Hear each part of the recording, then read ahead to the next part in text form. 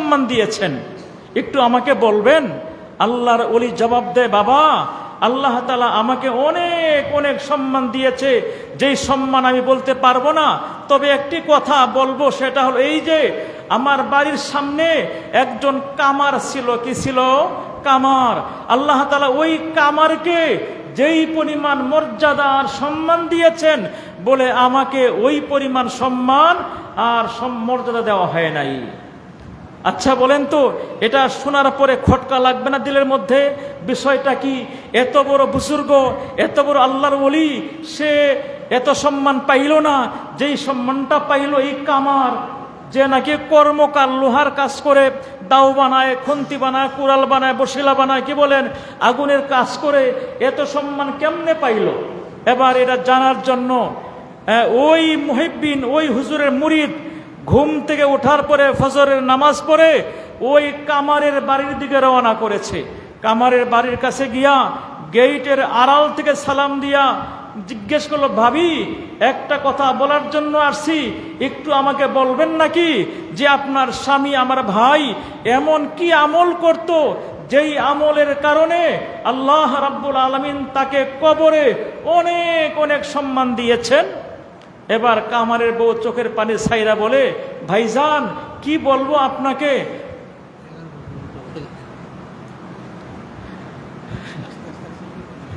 কি বলবো আপনাকে, আমার স্বামী তেমন বড় আলেম না, তেমন বড় মুফতিও না, তেমন বড় মুহাদ্দিস না, তেমন বড় জান্নেওয়ালাও না, তেমন বড় আমলকারী বুজুর্গও না।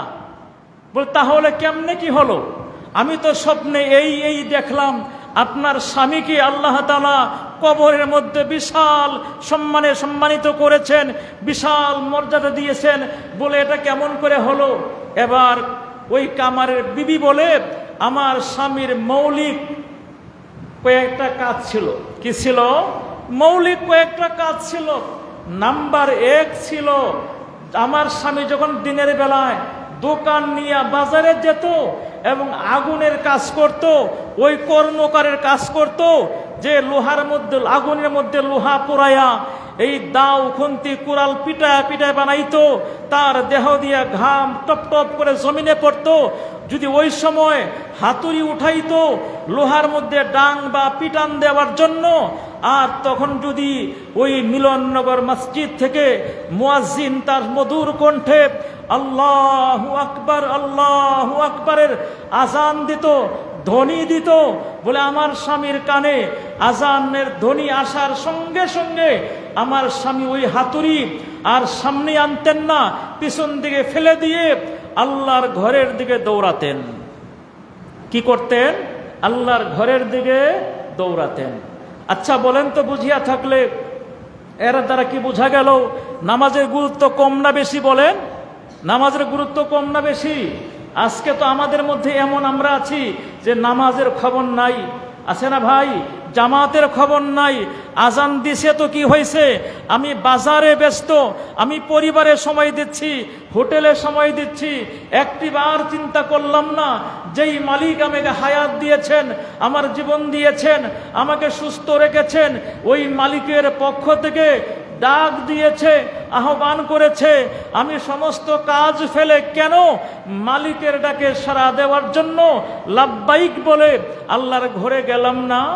এর দ্বারা বোঝা গেল আমার চাইতে বড় নিমক হারাম এই দুনিয়াতে মনে হয় আর কেউ নাই। কথা ঠিক কিনা? কথা ঠিক বললাম না কিনা বলে? বলে এই ছিল 1 নম্বর কাজ। 2 নম্বর কাজ কি ছিল? 2 নম্বর কাজ ছিল, আমার স্বামী যখন সারাদিন ওই বাজারের মধ্যে আগুনের কাজ করত, লোহার কাজ করত, এই ক্লান্ত দেহ নিয়া যখন ইশার নামাজের পরে বাড়িতে আসতো, খানা দানা খায়া আঙ্গিনা গিয়া তাকায়া দেখতো আমাদের বাড়ির সামনে ছিল ওই বড় হুজুরের বাড়ি, আর বড় হুজুর ইশার নামাজের পরে যাই নামাজ নিয়া ছাদে উঠিয়া আল্লাহর সাথে প্রেম করার জন্য, তাহাজ্জুদের নামাজ পড়ার জন্য, সারা রাত মালিকের সঙ্গে প্রেমের গল্প করার জন্য, প্রেমের সম্পর্ক করার জন্য সে নামাজে খাড়ায়া যাইত। আর ওই সময় আমার স্বামী চোখের পানি ছাড়িয়া আল্লাহকে বলতো, আল্লাহ তুমি তো আমাকে গরিব বানাইছো, আমাকে অসহায় বানাইছো, আমার ধন দৌলত নাই, আমার সহায় সম্পদ নাই। যদি আমার সম্পদ থাকতো, যদি আমার টাকা পয়সা থাকতো, আমার অঢেল মাল থাকতো, তাহলে আমিও ওই হুজুরের মতো আল্লাহ তাহাজ্জুদের নামাজ পড়ার জন্য তোমার সাথে গভীর প্রেমের সম্পর্ক স্থাপন করতাম। কিন্তু আমার তো স্বাস্থ্য কোলায় না, সারাদিন কাজকর্ম করে আমি যখন ঘরে ফিরে আসি আমার দেহটা আর কোলায় না, আমার দেহটা খালি বলে শুয়ে যা, আমি শুয়ে যাই, শুয়ে গেলে ঘুমায় যাই, আর তাহাজ্জুদ পড়া হয় না। আমি ফজরের নামাজ পড়ে আবার দোকান নিয়ে আমি বাজারে চলে যাই। এই দুইটা মৌলিক কাজ কি ছিল ভাই? দুইটা ছিল মৌলিক কাজ। এর দ্বারা কি বোঝা গেল? যে আমল যদি মনোযোগ দিয়ে করা হয়, গভীর প্রেম নিয়ে করা হয়, আল্লাহর জন্যই করা হয়, আল্লাহর ওয়াস্তে করা হয়, এমন খুব বেশি আমল প্রয়োজন হয় না মালিকের সাথে সম্পর্ক স্থাপন করার জন্য। কথা ঠিক কিনা? এই জন্য আজকে যে এখানে আমরা আসলাম, আসার মূল যেগুলো উদ্দেশ্য, এর মধ্যে একটা হলো আল্লাহর সাথে বান্দার সম্পর্ক হওয়া। কি হওয়া? সম্পর্ক হওয়া। যদি সম্পর্ক হয়ে যায় তাহলে কেমন জানবেন? বলে একদিন রাবিয়া বসরি রহমতুল্লাহ আলাইহা, রাবিয়া হলো ওই জামানার শ্রেষ্ঠ বুজুর্গ মহিলা।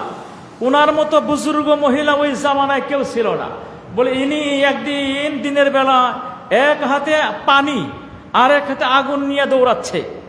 এক হাতে কি বললাম? পানি, আর এক হাতে আগুন নিয়ে দৌড়াচ্ছে।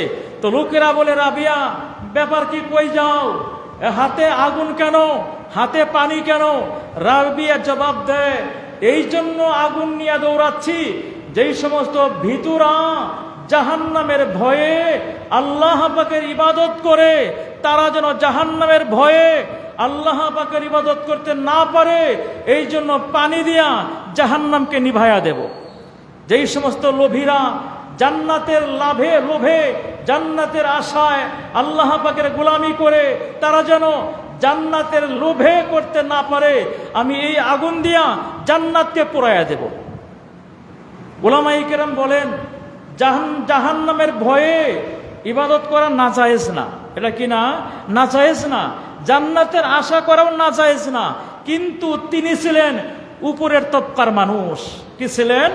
উপরের তবকার মানুষ। তিনি মনে করতেন জান্নাত ওয়া জাহান্নাম সে মাই ক্যা কারো, আরজু হয় মাই তুঝে দেখা কারো। তিনি যেটা বলতেন, আল্লাহ আমি জান্নাত দিয়ে কি করব, আমি জাহান্নাম দিয়ে বা কি করব? আমি জান্নাত থেকে পানাও চাই না, আমি জান্নাতের আশাও করি না, আমি জাহান্নামের পানাও চাই না। বলে কেন? আমি চাই তোমাকে। আমি কাকে চাই? তোমাকে চাই। বলে তোমাকে পাইলে আমার সব দুঃখ আর থাকবে না। তুমি যদি আমাকে জাহান্নামেও ফেলাইয়া দাও আর জাহান্নামে গিয়ে আমাকে সাক্ষাৎ দান করো, বলে আমার কোনো দুঃখ আর থাকবে না। বলে কেন জানেন? এটা একটা চালাকি। এটা কি ভাই? চালাকি। কেমন চালাকি জানেন? বলে জাহান্নামে যদি আপনি যান বা আমি যাই, আল্লাহর প্রেমিকরা যায়, আল্লাহ যদি জাহান্নামে সাক্ষাৎ দান করে, জাহান্নাম থাকবে না, জাহান্নাম কি হয়ে যাবে? ফুলের বাগান হয়ে যাবে। এই জন্য যারা চালাক মানুষ, যারা খোদা প্রেমিক, আল্লাহর বন্ধু, আল্লাহর আশেক, আল্লাহর পাগল যারা, তারা আল্লাহর জন্যই নামাজ পড়ে, আল্লাহর জন্যই রোজা রাখে, আল্লাহর জন্যই বয়ান করে, আল্লাহর জন্যই বয়ান শুনে, সব করে কার জন্য? আল্লাহর জন্য। আর যারা দুনিয়া দুনিয়া দুনিয়া কামাই করার জন্য ব্যস্ত, তারা নামাজ কালাম সবই করে, তবে এগুলো হয় কার জন্য? লোক দেখাবার জন্য। কথা ঠিক কিনা ভাই? বলে বিষয়টা কেমন? বলে বিয়ে করতে গেছে বরযাত্রী। কে গেছে? বরযাত্রী বিয়ে করতে গেছে। আর বিয়ের মজলিসে দেখবেন বর জামাই যে আছে, যখন তার সামনে বিশাল প্লেটের মধ্যে বিভিন্ন আইটেমের রকমারি খানা নিয়ে আসা হয়, বিশাল মুরগি আস্ত ভুনা করে নিয়ে আসা হয়, বিশাল খাসি আস্ত ভুনা করে নিয়ে আসা হয়, বিভিন্ন রকমের খানা নিয়ে আসা হয়, বর তখন কি করে? বলে বর নাকের মধ্যে রুমাল দিয়া মুস্কি মুস্কি হাসে। কথা ঠিক বললাম? আর সাথে যারা থাকে দুলা ভাই, ছোট ভাই, খালাতো ভাই, মামাতো ভাই, তারা কিন্তু একেবারে তাদের পায়জামার ফিতা খুইলা পরে খায়। খায় কিনা ভাই? বলে তারা কেন খায়? আর বর কেন মুস্কি মুস্কি হাসে? বলে বর মনে মনে বলে, আরে বোকারা, আজকে তো আমি খাওয়ার জন্য এখানে আসি নাই, আমি এসেছি এই বাড়িওয়ালার মেয়ের সঙ্গে প্রেমের সম্পর্ক গড়ার জন্য। বলি যদি তার সাথে আমার প্রেমের সম্পর্ক হয়ে যায়, আগামীকাল এই মেয়েটা আমার বাড়িতে যাবে, এরপর যতবার যত সময় আমি এই বাড়িতে আসব, বলে এই বাড়ির যত মুরগি, যত ডিম, যত হাঁস, যত কবুতর সব আমার পেটে যাবে। কথা ঠিক বললাম না? আর যারা বরযাত্রী আসে তারা কি ভাবে যে আমরা আগামীকাল থেকে এই বাড়িতে জীবনে আর নাও আসতে পারি, অতএব জীবনের শেষ খাওয়া মনে করে একেবারে হাঁটু গেড়ে বসে চক্ষু বন্ধ করে যা আসে সব খেয়ে যায়। কথা ঠিক কিনা? বলে আল্লাহ পাকের আশেক যারা হয় তারা দুনিয়াতে এসেছে কার জন্য? আল্লাহ পাকের সাথে প্রেমের সম্পর্ক গড়ার জন্য। বলে জুলাইখা, ইউসুফ জুলাইখার প্রেম আমরা কে না জানি? বলে ইউসুফকে জুলাইখা এত ভালোবাসতো, এত মোহাব্বত করত, যেটা ভাষায় ব্যক্ত করা যায় না। বলে একদিন মিশরের নারীরা বিভিন্নভাবে বলাবলি করতেছে যে একজন বাদশার স্ত্রী হওয়ার পরে, যে বাদশার বিবি হওয়ার পরে, মিশরের ফার্স্ট লেডি হওয়ার পরে সে একজন দাস বা একজন কর্মচারী বা গোলামের প্রেমে সে আবদ্ধ হয়ে গেছে। বিভিন্নভাবে কথায় কথায় কথায় কথায় এই আওয়াজ জুলাইখার কানে চলে গেছে। জুলাইখার মন খারাপ? বলে না, সে মন খারাপ করে নাই। এবার জুলাইখা সিদ্ধান্ত নিয়েছে সে কেন, কি কারণে ওই ইউসুফের প্রেমে পড়েছে, এইটা যদি এই মহিলাদের বুঝায় না দেওয়া হয় তাহলে এরা আমার বদনাম করবে। কি করবে? কথা কয় না, এরা কি করবে? আমার বদনাম করবে। এবার জুলাইখা বুঝাবার জন্য মিশরের সকল মেয়েদেরকে দাওয়াত দিল। দাওয়াত দিয়া একটা বিশাল হল রুমে জমায়েত করলো, আর সকল মেয়েদের হাতে একটা লেবু জাতীয় ফল, একটা চাকু দিল, আর বলল আমি যখন বলবো তোমরা কেটে খাও, তখন এই চাকু দিয়া এই ফলটা কেটে খাওয়া আরম্ভ করবা। এদিক দিয়া জুলাইখা ইউসুফকে নিয়ে আসলো তার স্টেজের মধ্যে। আর আল্লাহ পাকের এই পয়গম্বর ইউসুফ আলাইহিস সালাতু ওয়াস সালাম এত সুন্দর ছিলেন, এত সুন্দর ছিলেন, এত সুন্দর ছিলেন যে দিনের বেলায় প্রকাশ্যে আল্লাহর পয়গম্বর ইউসুফ আলাইহিস সালাতু ওয়াস সালাম সেই নেকাব দিয়ে চলতে হতো। কি দিয়া চলতে হতো? কোনো নারী, কোনো মহিলা, কোনো পুরুষ তার চেহারা ডাইরেক্ট দেখতে পারত না, সহ্য হওয়ার মতো ছিল না। যেমন সূর্য দেখা যায়, কথা কেন, সূর্য দেখা যায়? বলে কেন দেখা যায় না?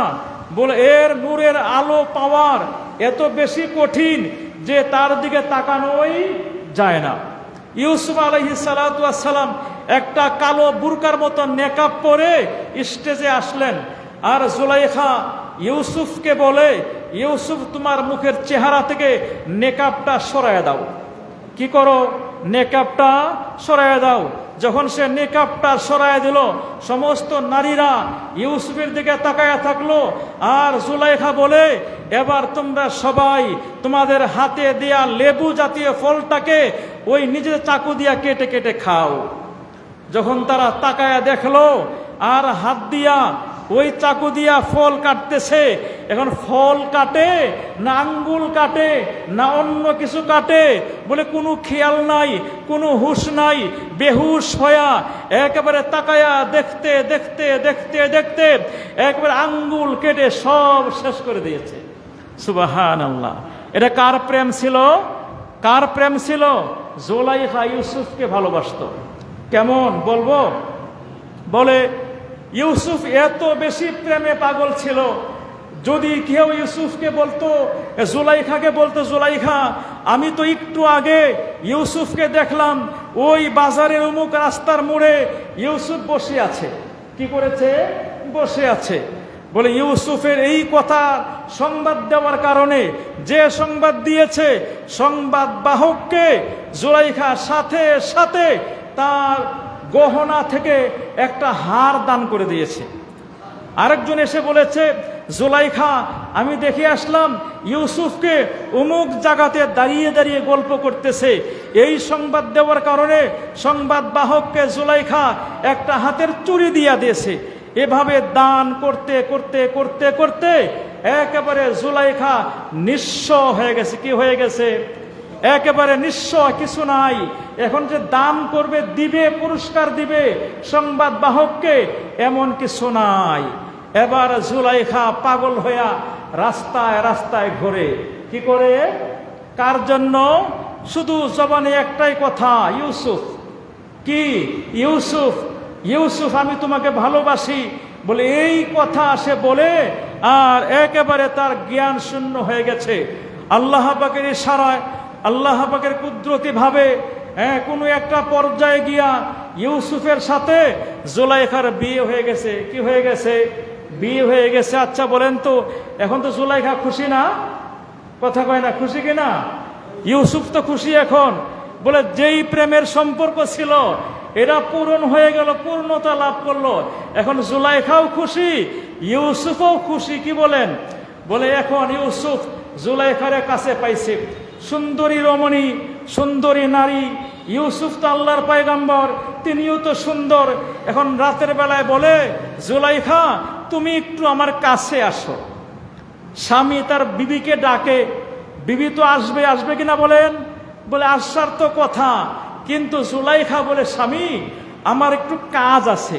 কি আছে? একটু কাজ আছে, আজকে রাত্রি আসা যাবে না, দিনের বেলায় আসবো। কি করব? দিনের বেলায় আসবো।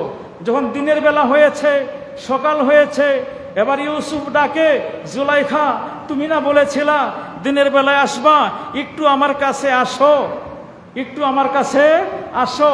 এবার জুলাইখা বলে, দিনের বেলা একটু আমার কাজ ছিল, আজকে দিনের বেলা আসা যাবে না, আমি রাতের বেলায় আসব। এভাবে দিন যায় তো রাত আসে, রাত যায় তো দিন আসে। বিভিন্ন বাহানা করে করে দিনের পর দিন যাচ্ছে, জুলাইখা ইউসুফের কাছে আসে না। এবার আল্লাহর পয়গম্বর ইউসুফ আলাইহিস সালাতু ওয়াস সালাম বলে, জুলাইখা তুমি তো ওই নারী, যেই নারী আমার প্রেমে পড়ে রাজত্বকে হারিয়েছ, স্বামী ছেড়েছ, সংসার ছেড়েছ, যেই নারী আমার প্রেমে পড়ে সমস্ত গহনা সহায় সম্পদ সব দান করে দিয়েছ, আমার জন্য পাগল হয়ে গেছ। এখন আল্লাহ রাব্বুল আলামিন কিনা তোমার সাথে আমার প্রেমের সম্পর্ক করে দিয়েছে। এখন তোমাকে রাতের বেলায় ডাকলে দিনের কথা বলো, দিনের বেলায় ডাকলে রাতের বেলায় কথা, বিভিন্ন বাহানা করে করে তুমি দিন পার করতেছো কেন? কারণটা কি? এবার জুলাইখা জবাব দেয়। কি করে? জুলাইখা জবাব দেয়, বলে স্বামী আমার, আমি যখন আপনাকে ভালোবাসতাম, আমি যখন আপনাকে ভালোবাসতাম তখন আমার দিলের মধ্যে আমার রবের পরিচয় ছিল না, আমার মালিকের পরিচয় ছিল না। আমি আল্লাহকে ভালোবাসতাম না, আল্লাহর মোহাব্বত দিলের মধ্যে ছিল না। কিন্তু এখন যখন আপনার সাথে আমার বিয়ে হয়ে গেছে, যখন আল্লাহ তাআলা আপনার কাছে আমাকে এনে দিয়েছে, এখন আমি আমার মালিকের পরিচয়টা পেয়ে গেছি, আমি আমার মালিককে ভালোবাসি। এখন আমার দিলের মধ্যে আমার মালিকের প্রেম ছাড়া, মালিকের ভালোবাসা ছাড়া কোনো ফাঁকা নাই যে আমি আপনাকে ভালোবাসবো। এবার ইউসুফ বলে যে, জুলাইখা এটা হলো আমার মালিকের হুকুম, আমার মালিকের ওয়ার্ডার, আমার মালিকের আদেশ। তোমার মাধ্যমে আল্লাহ তাআলা আমার ঔরসে তোমার গর্ভে 2টা ছেলে দেবেন। কি দেবেন? ইউসুফের কথা শুনে এবার জুলাইখা বলে, যেহেতু এটা আমার মালিকের হুকুম, আমার মালিকের ওয়ার্ডার, অতএব আমার মালিকের ইচ্ছা পালন করাই হলো আমার কাজ, আমার মালিককে খুশি করাই হলো আমার মূল কাজ, এটাই হলো আমার ইবাদত। কথা ঠিক কিনা? এই জন্য ভাইয়েরা আমার বলতেছিলাম, আল্লাহর ওলি হওয়ার জন্য, আল্লাহর বন্ধু হওয়ার জন্য বড় মুফতি, মুহাদ্দিস, বড় কোনো আলেম হওয়া কিনা জরুরি নয়। মৌলিক ইসলামের বিধানাবলী পালন করার জন্য যেই পরিমাণ জ্ঞান শিক্ষা করা ফরজ, ওই পরিমাণ শিক্ষা গ্রহণ করে যদি একজন বান্দা একজন বান্দি আল্লাহকে পাওয়ার জন্য চেষ্টা শুরু করে দেয়, পথ চলা আরম্ভ করে দেয়, আল্লাহ বলেন আমি তোমাকে আমার কাছে টেনে নিব ইনশাআল্লাহ। কথা ঠিক কিনা? এই জন্য উলামায়ে কেরাম বলেন আল্লাহকে পাওয়ার জন্য মৌলিক 5টা কাজ। কয়টা কাজ? কথা বলতে হবে। কয়টা কাজ? মৌলিক 5টা কাজ। নাম্বার 1 হলো তওবা করা। কি করা? সবাই কথা বলতে হবে। কি করা? তওবা করা। আল্লাহ বলেন আউযু বিল্লাহি মিনাশ শাইতানির রাজীম বিসমিল্লাহির রহমানির রহিম ইন্নাল্লাহা ইউহিব্বুত তাওয়াবিন। এটা কার আয়াত?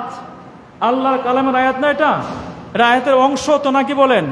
আল্লাহ তাআলা এই আয়াতের অংশের মধ্যে বলেন নিশ্চয়ই আল্লাহ রাব্বুল আলামিন তওবাকারীকে অধিক ভালোবাসেন। কাকে ভালোবাসেন? অধিক ভালোবাসেন। আল্লাহ তাআলা তওবাকারীকে অধিক ভালোবাসেন। বলে তওবা কাকে বলা হয়? বলবো? বলবো? হ্যাঁ না বলবো না? তওবা কাকে বলা হয়? আমরা তো তওবা বলি কি? বলে তওবা তওবা, হাত দিয়া এই গালে একটা থাপ্পড় দেই, এই গালে একটা থাপ্পড় দেই, কি বলেন? দিয়া বলি তওবা তওবা, আর গুনাহ করব না। এর নাম কি তওবা? বলে হ্যাঁ, তওবা শুধু এটার নাম না। উলামায়ে কেরাম তওবার ব্যাখ্যা করতে যাইয়া বলেন মনে করেন আপনি ঢাকার দিকে রওনা করবেন। কই যাবেন? ঢাকার দিকে রওনা করবেন। আর ঢাকাতে যাওয়ার জন্য ঠাকুরগাঁও রেলওয়ে স্টেশনে গেছেন, রাত তখন 8টা বা 9টা বাজে। আপনি গিয়া দেখেন একটা ট্রেন ঢাকা থেকে আসছে, পঞ্চগড় যাবে। কোন দিকে যাবে? পঞ্চগড় যাবে। আরেকটা ট্রেন পঞ্চগড় থেকে আসছে, ঢাকার দিকে রওনা করবে। আচ্ছা মুরব্বী আপনি বলেন তো আপনি কোন ট্রেনে উঠবেন ঢাকা যাওয়ার জন্য? বলে যেই ট্রেনটা পঞ্চগড় থেকে আসছে এবং ঠাকুরগাঁয়ে থামছে, ওই ট্রেনে উঠলে ঢাকা যাওয়া যাবে কিনা বলেন? কথা বলেন, যাওয়া যাবে কিনা? কিন্তু যেই ট্রেন ঢাকা থেকে আসছে যদি ওই ট্রেনে সওয়ার হন তাহলে কি ঢাকা যাওয়া যাবে? কথা বলেন। ওই ট্রেন কোন দিকে নিয়ে যাবে? পঞ্চগড় নিয়ে যাবে। কথা ঠিক কিনা? বলে এখন এক মুরব্বী এক ভাই নিজের মাল সামানা ব্যাগ নিয়া এবার ঢাকাতে যাওয়ার জন্য যেই ট্রেন ঢাকা থেকে আসছে পঞ্চগড় যাবে, ওই ট্রেনে উঠে একেবারে স্নিগ্ধা এসি চেয়ারে বসে এবার আল্লাহ আল্লাহ জিকির শুরু করছে। কেন? কই যাবে? কথা বলেন, কই যাবে? ঢাকা যাবে। উঠছে কোন ট্রেনে? পঞ্চগড় যাওয়ার ট্রেনে।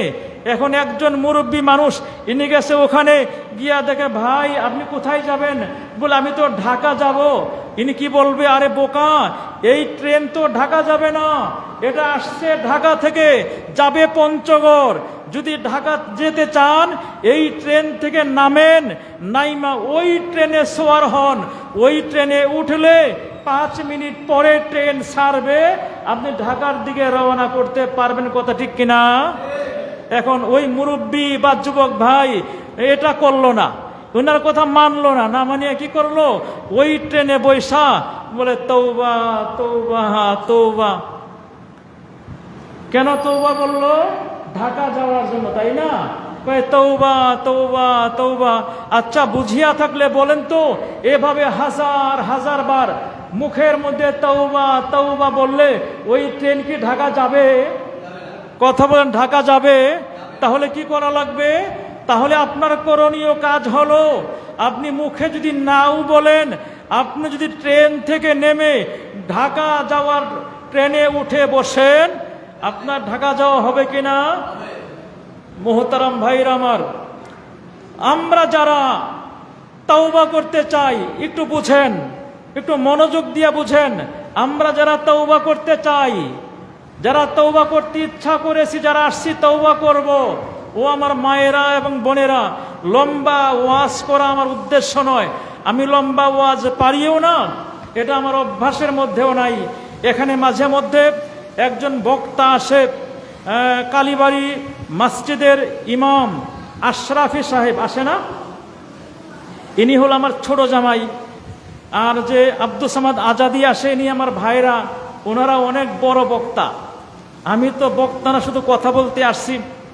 তো যারা তওবা করতে আসছেন, এখন আপনাদের বোঝা লাগবে তওবা আমরা কেমনে করব। বলে একটু আগে আপনি যে শুনেছেন, আপনাকে পঞ্চগড়গামী ট্রেন থেকে নেমে ঢাকাগামী ট্রেনে সওয়ার হওয়া লাগবে। বলে তেমনি ভাবে আপনি যদি বেনামাজের ট্রেনে সওয়ার হয়ে থাকেন, তাহলে আপনাকে নামাজের ট্রেনে উঠতে হবে। আপনি যদি গুনাহের ট্রেনে সওয়ার হয়ে থাকেন, ওই ট্রেন থেকে নেমে নেক আমলের ট্রেনে সওয়ার হওয়া লাগবে। আপনি যদি মিথ্যা কথার ট্রেনে সওয়ার হয়ে থাকেন, ওই ট্রেন থেকে নেমে সত্য কথা বলার ট্রেনে সওয়ার হওয়া লাগবে। তাহলে কি হবে? তওবা হবে। এবং সাথে কি বলবো? জবান দিয়ে বলবো আস্তাগফিরুল্লাহ, আস্তাগফিরুল্লাহ। এটা কি করব? জবান দিয়া বলবো। অথবা আস্তাগফিরুল্লাহ রাব্বি মিন কুল্লি যামবি ওয়া আতুবু ইলাইহি লা হাওলা ওয়ালা কুওয়াতা ইল্লা বিল্লাহিল আলিয়্যিল আযীম। এইগুলা বলবো। আস্তাগফিরুল্লাহ ওয়া তুব আলাইয়া ইন্নাকা আনতাত তাওয়াবুর রহিম। এভাবে বিভিন্ন তওবার বাণী আছে না, তওবার দোয়াগুলো আছে না, ইস্তিগফারের দোয়া আছে না। বলে এইগুলি জবানে পড়ব, আর অন্তরে একেবারে খাঁটি নিয়ত করব, এখন থেকে আমি আর গুনার কাজ করব না। যদি এই নিয়তটা করতে পারেন, আল্লাহ বলেন কুল ইয়া ইবাদিয়াল্লাযীনা আসরাফু আলা আনফুসিহিম লা তাকনাতু মির রাহমাতিল্লাহ ইন্নাল্লাহা ইয়াগফিরুয যুনুবা জামিআ ইন্নাহু হুয়াল গফুরুর রহিম। আল্লাহ বলেন, ও বান্দা, ও বান্দি, গুনাহ করেছো, অন্যায় করেছো, পাপে লিপ্ত হয়েছো, এখন তোমার মসজিদে গিয়া বয়ান শুনেছো, দিলের মধ্যে পরিবর্তন এসে গেছে, বলে ভয় লেগেছে, বলে লা তাকনাতু মির রাহমাতিল্লাহ, তোমরা আমি আল্লাহ রাব্বুল আলামিনের রহমত থেকে নিরাশ হইও না। কি হইও না? নিরাশ। জিকির লা ইলাহা ইল্লাল্লাহ, লা ইলাহা ইল্লাল্লাহ।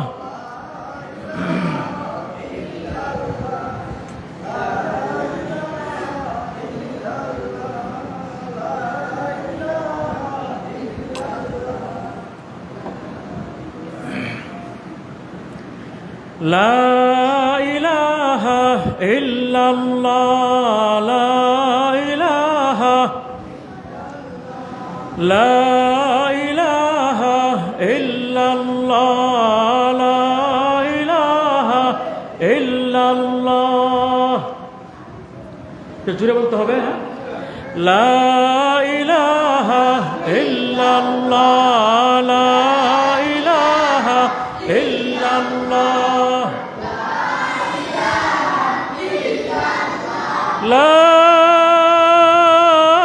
ইলাহা ইল্লাল্লাহ মুহাম্মাদুর রাসূলুল্লাহ সাল্লাল্লাহু আলাইহি ওয়াসাল্লাম। তাহলে তওবা, তাই না? এই দিলের মধ্যে আল্লাহ পাকের মহাব্বত, একটু ভয় যদি এসে থাকে, তাহলে এখনই আমার কাজ হলো তওবা করা। কি করা? কথা বলেন, কি করা? তওবা করা। বলে তওবা করতে মনে চায় না আমাদের? বলে চায়। যার মধ্যে সামান্য ঈমান আছে, আল্লাহ পাকের ভয় প্রবেশ করেছে, সবারই মনে চায় তওবা করার জন্য। তবে মাঝে একটা প্রতিবন্ধকতা হয়েছে, প্রতিবন্ধক সৃষ্টি হয়েছে। বলে সেটা কি? শয়তান বলে জীবনে অনেক অন্যায় করেছিস, অনেক পাপে লিপ্ত হয়েছিস, তোকে কি আল্লাহ পাক ক্ষমা করবে? বলে কিনা ভাই? বলে এই যে কথাটা শয়তান দিলের মধ্যে ইলকা করে দিল, সৃষ্টি করে দিল, ঢুকাইয়া দিল, এটা কি ভালো কথা? কথা বলে এটা কি ভালো কথা? আল্লামা ফুলপুরি রহমাতুল্লাহি আলাইহি বলেন, অনেক মানুষকে দেখা যায় না যে তারা বলে আমি এত অন্যায় করেছি, এত পাপ করেছি যে আমার আল্লাহ মনে হয় আমাকে ক্ষমা করবে না। এই যে কথাটা বলে এই কথাটা বাহ্যিক দৃষ্টিকোণ থেকে অনেকের কাছে ভালো মনে হলেও আসলে এই কথাটা ভালো না। বলে কেন ভালো না জানেন? বলে এই লোকটা কথা বলে কথা বোঝাতে চেয়েছে আমি এত বেশি পাপ করেছি, এত বেশি অন্যায় করেছি, এত বেশি গুনাহ করেছি যে আমার আল্লাহ আমার গুনাহগুলি ক্ষমা করতে অক্ষম। বলেন নাউজুবিল্লাহ। আসলে কি আল্লাহ অক্ষম নাকি? বলেন আল্লাহ কি গুনাহ ক্ষমা করতে পারবে না? আল্লাহর সক্ষমতা নাই? আল্লাহর কি ক্ষমতা নাই? আল্লাহ বলেন সাবাকাত রাহমাতি আলা গাদাবি। এ বান্দা, এ বান্দি, জানিয়ে রাখো আমার রহমত, আমার গজব দুইটা দৌড় দিয়েছে। কি দিয়েছে? দৌড়ের প্রতিযোগিতা দিয়েছে। ওই দৌড়ের প্রতিযোগিতার মধ্যে সাবাকাত রাহমাতি আলা গাজাবি, আমার রহমত অ্যাডভান্স বা আগাইয়ে গেছে। সুবহানাল্লাহ। দৌড়ের প্রতিযোগিতায় রহমত, দয়া, মায়া, মোহাব্বত, ভালোবাসা, ক্ষমা করার গুণ এগুলি অ্যাডভান্স হয়ে গেছে। আল্লাহর গজব, আল্লাহর নির্দয়া, আল্লাহর রাগ, গোসা পিছনে পড়ে গেছে। তাহলে যেই মালিকের এত মায়া, এত দয়া, এত ভালোবাসা, এত মোহাব্বত, কেন ওই মালিককে ভুলে আপনি আমি ভিন্ন দিকে রওনা করেছি? বলে দুনিয়ার প্রেমে পড়ে। কার প্রেমে পড়ে? দুনিয়ার প্রেমে পড়ে, ছেলে মেয়ের প্রেমে পড়ে, বিবির প্রেমে পড়ে, সম্পদের প্রেমে পড়ে। আসল মালিককে আমি ভুলে গেলাম। কথা ঠিক কিনা ভাইরা? একটু মনটারে বুঝাই। এই যে ছেলে মেয়ের প্রেমে পড়লাম, বিবির প্রেমে পড়লাম, স্বামীর প্রেমে পড়লাম, সম্পদের মায়ার মধ্যে পড়ে গেলাম, আমি মরার পরে এই সম্পদ, এই ছেলে, এই বিবি, এই সন্তান, এরা কি আমার কবরে কেউ যাবে? বলে কেউ যাবে না। বরং কি করবে? আমারে কবরে রাইখা সবাই চিরদিনের জন্য আমারে কবরে ঘুম পাড়াইয়া দিয়া এমন ভাবে চলে আসবে, অনেক সন্তান জীবনেও হয়তোবা আমার নামটা মুখে বলবে না। কেউ মাঝে মধ্যে হয়তোবা একটু মিলাদ মাহফিলে হুজুরকে ডেকে এনে একটু দোয়ার আয়োজন করবে। কোনো সন্তান হয়তোবা শুক্রবারে গিয়া বলে কেমনে জানেন? বলে আমি যখন মায়ের পেটে ছিলাম, বলে মায়ের পেটে আসার আগেই মায়ের পেটে আল্লাহ তাআলা ওই মাসিকের রক্তটাকে বন্ধ করে আল্লাহ তাআলা এমন সুন্দর তুলতুলে নরম একবারে সফট বিছানা করে দিয়েছেন। আপনি আসবেন ওই মায়ের পেটে, আপনি থাকবেন, ওখানে খাবেন, ওখানে ঘুমাবেন, ওখানে একটু বড় হবেন। আল্লাহ তাআলা উপযোগী করে ওই মায়ের পেটের মধ্যে আপনার বিছানা বানায়া দিচ্ছেন। এরপর আপনি কি খাবেন? খাওয়া লাগবে না? আপনি জন্ম নেবেন, আপনার খাওয়া লাগবে না? বলে আল্লাহ তাআলা ওই মায়ের পেটের মধ্যে আপনার খাবারের ব্যবস্থা করেছেন। কেমনে জানেন?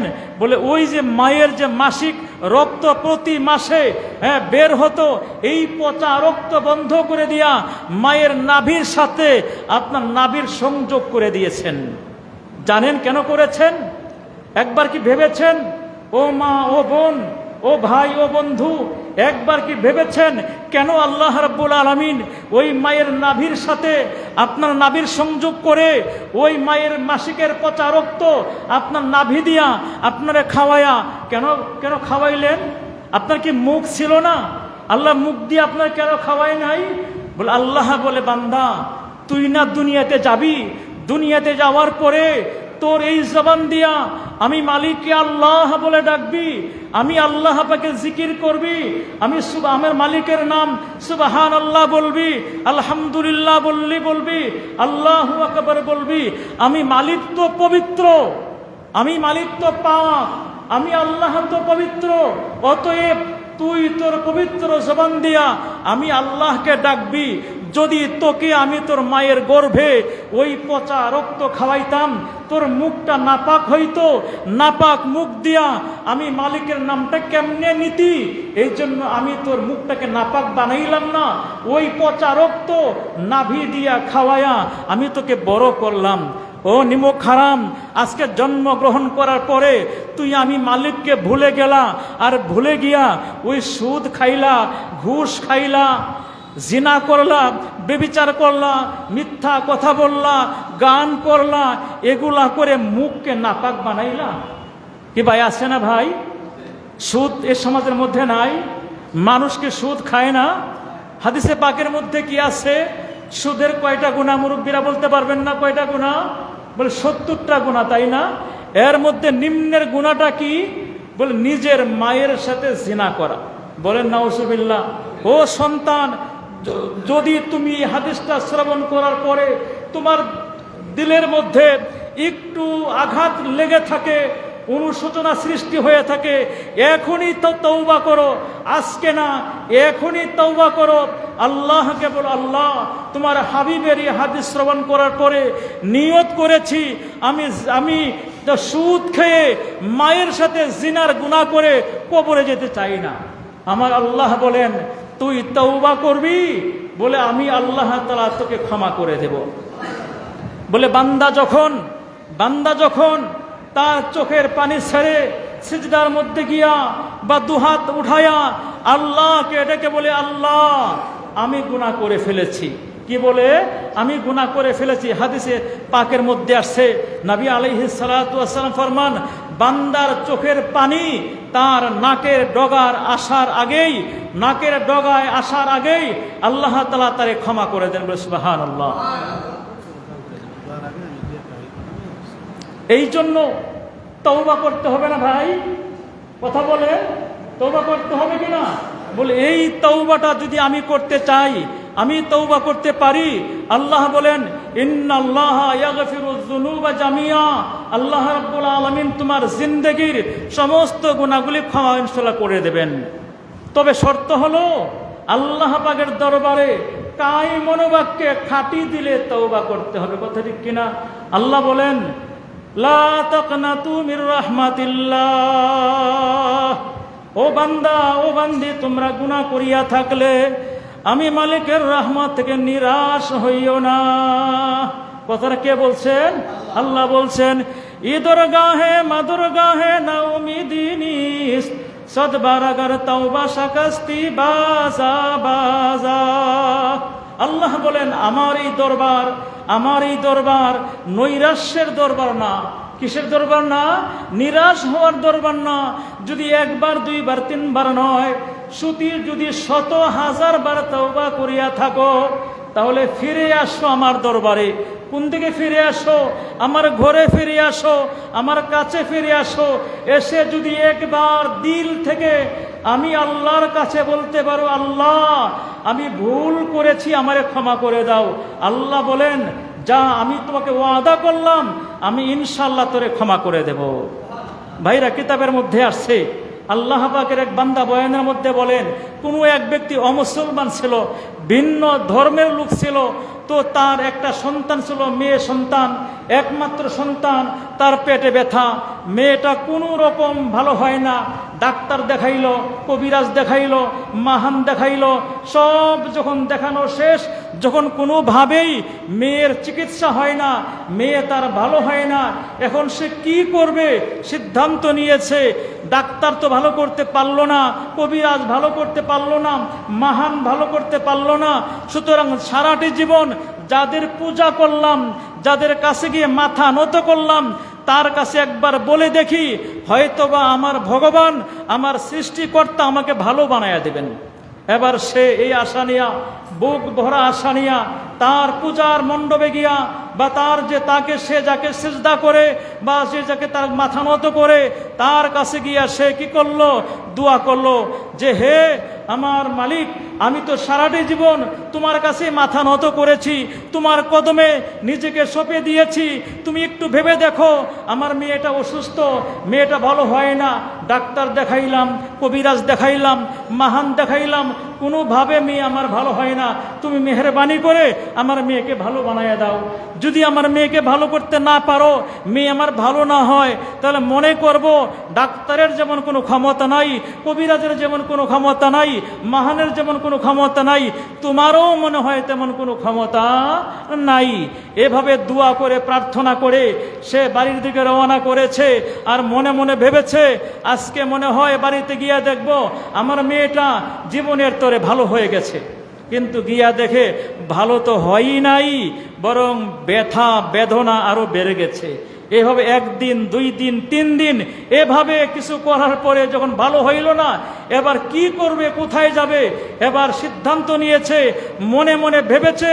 কোনো এক ওয়াজের বা ময়দানে গিয়েছিলাম, হুজুর না বয়ানে বলেছিল যে দুনিয়ার সব চেষ্টা যেখানে শেষ, এখানে আমার আল্লাহর চেষ্টা শুরু, কথা ঠিক কিনা? এবার সিদ্ধান্ত নিয়া, বিধর্মী মানুষ, জীবনে নামাজ পড়ে নাই, ওযু করে নাই, আল্লাহকেও চেনে না, আল্লাহকে জানে না, আল্লাহর কাছে নিজেকে সঁপে দেওয়ার জন্য রাত্র যখন গভীর হয়ে গেছে, এবার সে বাড়ি থেকে 1 পা 2 পা 3 পা করে এবার মসজিদের দিকে রওনা করেছে। গ্রামের মসজিদ সবাই ঘুমায় গেছে, মানুষ কেউ জাগ্রত নাই, সবার চোখে ঘুম চলে আসছে। আল্লাহর বান্দা সবার চোখে ফাঁকি দিয়া ভয়ে ভয়ে 1 পা 2 পা করিয়া আল্লাহর ঘরে চলিয়া গেল। গিয়া দেখে দরজা বন্ধ হয়ে গেছে। এবার টিউবওয়েলের কাছে গিয়া ওযু করিয়া, জীবনে ওযু করতে পারে নাই, কোন রকম চেহারা ধুইল, হাত ধুইল, পা ধুইল, মুখ ধুইল। এবার সবকিছু ধুইয়া আল্লাহর বান্দা মাস্তে বারান্দার মধ্যে গিয়া, আহারে জীবন নামাজটা পড়তে পারে নাই, সেজদার মধ্যে গিয়া বলে, ও মুসলমানের আল্লাহ, আমার মেয়ের পেটে ব্যথা, অসুস্থ, ভালো হয় না, ডাক্তার দেখাইলাম, কবিরাজ দেখাইলাম, মাহান দেখাইলাম, সারা জীবন যাদের পূজা করলাম সেখানেও গেলাম, কিন্তু তারা কেউ আমার মেয়ের ব্যথা ভালো করতে পারে নাই। এখন বাধ্য হইয়া তোমার ঘরে, তোমার দরবারে আসছি। ও মুসলমানের খুদা, আমার মেয়েকে মেহেরবানি করিয়া ভালো করিয়া দাও। যদি আমার মেয়ে ভালো না হয়, তাহলে মনে মনে ভাবব, ডাক্তারের যেমন কোনো ক্ষমতা নাই, কবিরাজের যেমন কোনো ক্ষমতা নাই, মাহানের যেমন কোনো ক্ষমতা নাই, দেবদেবীর যেমন কোনো ক্ষমতা নাই, মুসলমানের খোদারও মনে হয় কোনো ক্ষমতা নাই। এ ভাইরা, বলা শেষ হইতে না হইতেই কে জানি আসমান থেকে গাইবি আওয়াজ দিয়া বলে, ও আমার বান্দা, যাও যাও, বাড়ির দিকে রওনা কর, বাড়িতে চলিয়া যাও, গিয়া দেখো তোমার মেয়ে জীবনের তরে ভালো হয়ে গেছে।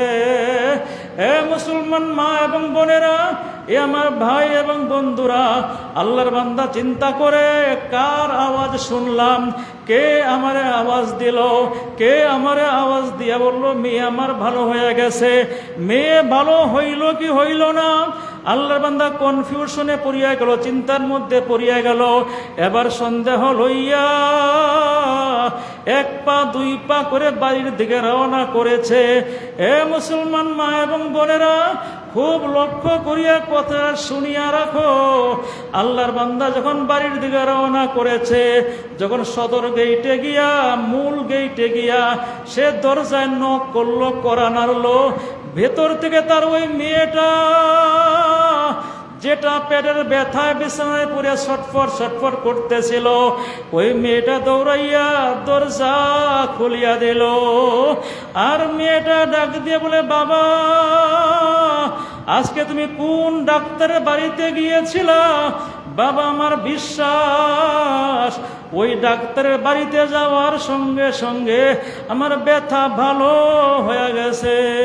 লা ইলাহা ইল্লাল্লাহ, লা ইলাহা ইল্লাল্লাহ।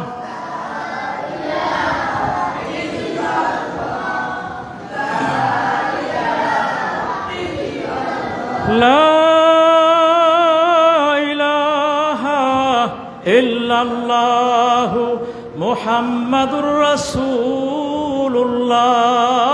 ভাইরা, আল্লাহর বান্দা এবার বলতে আছে, মা আর বিলম্ব করা যাবে না রে মা, এটা দুনিয়ার কোনো ডাক্তার, কোনো কবিরাজ না। মা, যেই ডাক্তারকে ভুলিয়া সারা জীবন ভিন্ন পথে রওনা করলাম, ভিন্ন দিকে চললাম, ওইটা দুনিয়ার কোনো ডাক্তার না। তিনি হলেন মুসলমানের খোদা আমাদের আল্লাহ। মা চলো চলো চলো মা কালমা পড়িয়া মুসলমান হইয়া যায়। এ মুসলমান ভাই এবং বোনেরা, যদি দিলটা একটু নরম হইয়া থাকে তাহলে একটু চক্ষু দুইটা বন্ধ করিয়া দাও আর মনটারে বোঝাও, রে মন, দুনিয়া কিছু না কিছু না। আজকে যেই দুনিয়ার জন্য পাগল হইলা, যেই ছেলের জন্য পাগল হইলা, মেয়ের জন্য পাগল হইলা, এ কিছুই না, কিছুই না রে মা। একটু চক্ষু দুইটা বন্ধ করিয়া দাও আর মনটারে বোঝাও, রে মন, একটু আগে চক্ষু দুইটা খোলা ছিল, আমার সামনে কে বসে তারেও দেখা গেল, বামে কে বসে তাকেও দেখা গেল, আর ডাইনে কে বসে তাকেও দেখা গেল। কিন্তু এখন চক্ষু বন্ধ করার সাথে সাথে ডাইনের লোকটাকে আর দেখা যায় না, বামের লোকটাকে আর দেখা যায় না, সামনে কে বসে তাকেও তো আর দেখা যায় না। কিন্তু এই চক্ষু যদি আল্লাহ তৌফিক দান করেন আবার খুলতে পারবো। ডাইনের লোককেও দেখা যাবে, বাইরের লোককেও দেখা যাবে, সামনে কে বসে তাকেও দেখা যাবে। কিন্তু এমন একটা দিন আসবে তোমার এই চক্ষু চিরদিনের জন্য বন্ধ হইয়া যাইবে, ওই চক্ষু আর কোনো দিন খুলতে পারবা না। এ মা, একটু মনটারে বোঝাও রে মন। তুমি এখান থেকে বয়ান শুনিয়া মনোরথ শেষ করিয়া বাড়ির দিকে রওনা করেছ, বাড়িতে গিয়া দেখলা তোমার স্বামী বিছানায় বৈশা তোমার অপেক্ষা করতে আছে, আর তোমার সন্তান দুইটা পাশের বিছানায় ঘুমাইয়া গেল। তুমি আর তোমার স্বামীকে লইয়া পাশের খাটে দুইজনে ঘুমাইতে গেলা, আর কত মজার মজার গল্প করলা, আর কত স্বপ্নের গল্প করলা। সন্তান দুইটাকে লেখাপড়া করাইবা, মানুষের মতো মানুষ বানাইবা। বিভিন্ন গল্প করতে করতে স্বামীও ঘুমাইল, তুমিও ঘুমাইয়া গেলা। আরে গভীর রাত্র হইয়া গেল, হঠাৎ তোমার স্বামীর ঘুমটা ভাঙ্গিয়া গেল।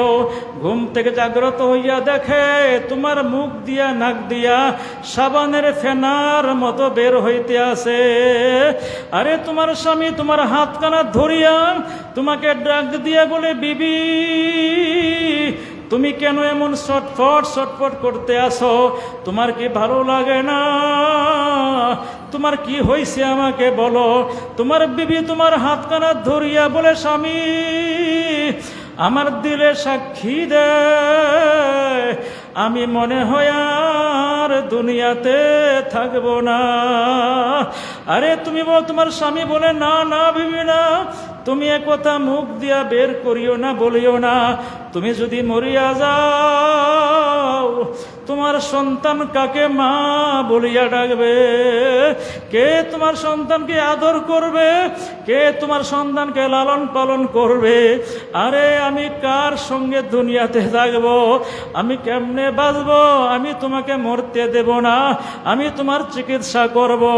যদি ঠাকুরকে ভালো না হয় রংপুরে নিয়ে যাইব, যদি রংপুরেও ভালো না হয় তোমাকে ঢাকাতে নিয়ে যাইব, যদি ঢাকাতেও ভালো না হয় তোমাকে বিদেশে নিয়ে যাইব, এরপরে তোমাকে আমি মরতে দেব না।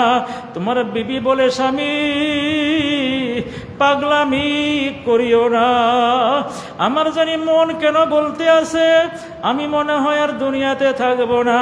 স্বামী আমার, আমি যদি মরিয়া যাই, আরে তুমি আমার কথা দাও, তিনটা কথা তোমাকে বলতে চাই আমি। তুমি আমার তিনটা কথা রাখবা কে রাখবা না?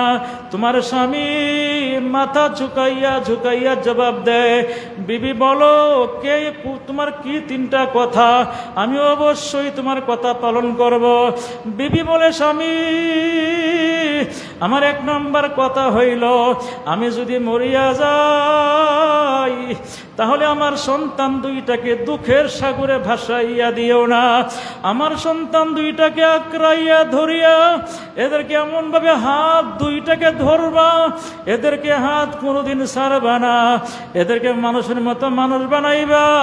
আমার ছেলেটারে আলেম বানাইবা, আমার মেয়েটাকে আলেমা বানাইবা, যারা যেন এর আমার মরণের পরে আমার কবরে গিয়া আমার জন্য দোয়া করতে পারে। 2 নাম্বার কথা হইল, আমি যদি মরিয়া যাই, আহারে আমার সন্তান 2টাকে আলেমা বানাইও। আরে 3 নাম্বার কথা হইল, আরে আমার মওতের পরে তুমি পাগলামি করিও না, অস্থির হইও না। যদি নামাজ কালাম পড়িয়া মালিককে রাজি খুশি করিয়া কবরে আসতে পারো, আমি আশা করতেছি আল্লাহ রাব্বুল আলামিন তোমাকে আমাকে বেহেশতে সাক্ষাৎ করাইয়া দিবে। এই কথা বলতে বলতে বলতে বলতে হঠাৎ তাকাইয়া দেখায়, আরে তার বিবির হাত কানা বশ হইয়া গেল, মুখ দিয়া বের হইছে কালিমা লা ইলাহা ইল্লাল্লাহু মুহাম্মাদুর রাসূলুল্লাহ। এই কালিমা পড়তে পড়তে মাথাটা ডান দিকে কাত হইয়া আর বিছানার মধ্যে পড়িয়া গেল। আরে তোমার স্বামী উঠিয়া ঘর থেকে বের হইয়া যাইয়া তার মাকে বলে, মা তাড়াতাড়ি উঠো, মা তাড়াতাড়ি উঠো। বলে, কেন? সর্বনাশ হইয়া গেছে। বলে, বাবা কি হয়েছে বল। বলে, মা তোমার বৌমা আর দুনিয়াতে নাই। মা লাফ দিয়া ঘরে গিয়া দেখে, বৌমা দুনিয়ার মায়া সারিয়া চলিয়া গেলেও। এবার শাশুড়ি চিৎকার করিয়া বলে, আহারে বৌমা তো যাওয়ার সময় একটি কথাও বলিয়া গেল না। এ ভাইরা, রাত্রিবেলায় তোমারে গোসল করাইয়া কাফনের কাপড়খানা পরাইয়া বারান্দার মধ্যে শোয়াইয়া রাখছে। মানুষজন বাড়িতে ভিড় করতে আসে, ফজরের নামাজ হইয়া গেছে। এদিক দিয়ে বেলা উঠিয়া গেল। সন্তান 2টা ঘুম থেকে উঠিয়া দেখে তাদের মার ঘরের মধ্যে নাই। মায়ের ঘরে তালাশ করে, কিন্তু মাকে কোথাও পাওয়া যায় না। এবার সন্তান 2টা ঘর থেকে বাহির হইয়া দেখে, আহারে ঘরের বাহিরে অনেক মানুষ দেখা যায়। খালাম্মা আসছে, ফুফুর আসছে, আহারে কত মানুষ আসছে। বারান্দার মধ্যে তাকায় দেখে ওই যে বারান্দায় আদরের মা ঘুমাইতে আছে, কিন্তু সাদা কাপড় পইরা মা বাহিরে ঘুমায়। সন্তান জানে না মা তাদের দুনিয়া ছাড়িয়া চলিয়া গেল। এবার সন্তান মায়ের কাছে গিয়া কয়, মা তুমি আজকে রাত্রে কেন ঘরের মধ্যে ঘুমাও নাই? আব্বু কি তোমার ঘরে জায়গা দেয় নাই? আব্বু কি তোমার ঘর থেকে বাহির করিয়া দিল নাকি? মা যখন কথা কয় না, এবার সন্তান দৌড়াইয়া গেল খালাম্মার কাছে। বলে, খালামণি বলো মার কি হইল? মাকে রান্না করতে বলো, আমাদের ক্ষুধা লাগছে, আমার আপুটার ক্ষুধা লাগছে, মাকে রান্না করতে বলো। কত মেহমান আসছে, মেহমানরা খানা খাবে, কিন্তু খালাম্মাও কথা কয় না। এবার গেল ফুফুর কাছে, ফুফু আর সহ্য করতে পারলো না। এবার চিৎকার দিয়ে সন্তানটারে কুলে নিয়া বলে, ওরে সন্তান, তুই তো জানো না তোমার মার দুনিয়াতে নাই। সন্তান তখনও জানে না তার মা দুনিয়াতে নাই। এবার সন্তান যাইয়া বারান্দার মধ্যে বইসা মায়ের লাশের কাছে বইসা হাত দুখানা ধরিয়া টানি আর বলে, মা অভিমান করিয়া থাইকো না রে মা। মা তোমারে কথা দিলাম আর জ্বালাতন করব না, তোমারে আর গালি দিব না, বকা দিব না, মা তোমারে আর কষ্ট দিব না রে মা। উঠো, আমাদের জন্য রান্না করো। ইতিমধ্যে মামা আসছে, চাচ্চু আসছে লাশ নিয়ে যাবার জন্য। লাশ নিয়ে যখন বাড়ির বাহিরে রওনা করলো, সন্তান 2টা পিছে পিছে রওনা করছে। মামার জামা টানিয়া টানিয়া ধরিয়া বলে, মামা আম্মুরে তোমরা কোথায় নিয়ে যাইতে আসো?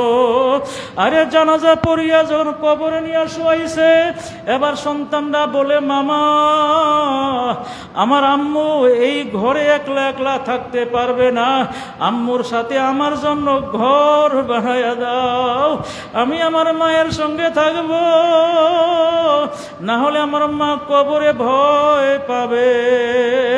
আহারে সন্তানরে কথা বলিয়া লাভ দিয়া কবরের মধ্যে পড়িয়া গেল। এলাকার লোকেরা সন্তানরে উঠাইয়া বাড়িতে রওনা করে। সন্তান যায় না, আসার খায়, পাশার খায়। এবার বাঁশের খাটিয়া বিছাইয়া, আহারে কলা পাতা বিছাইয়া, চাটাই বিছাইয়া ধপ ধপ করিয়া মাটি দেওয়া শুরু করিয়া দিল। আরে মাটি দিয়া সবাই যখন বাড়িতে চলিয়া যায়, বাবা যাইয়া একটা গাছের তলায় বসিয়া গেল। সন্তান দুইটা বাড়িতে যায় না, ওই যে মায়ের কবরের পার্শ্বে বসিয়া কি যেন ঠোঁটটাকে নাড়িয়া নাড়িয়া বলে।